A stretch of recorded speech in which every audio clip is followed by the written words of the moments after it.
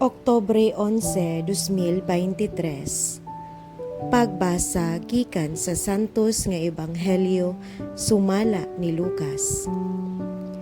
Usa ni ana kahigayon, nagampo sa Jesus didto sa usa ka dapit.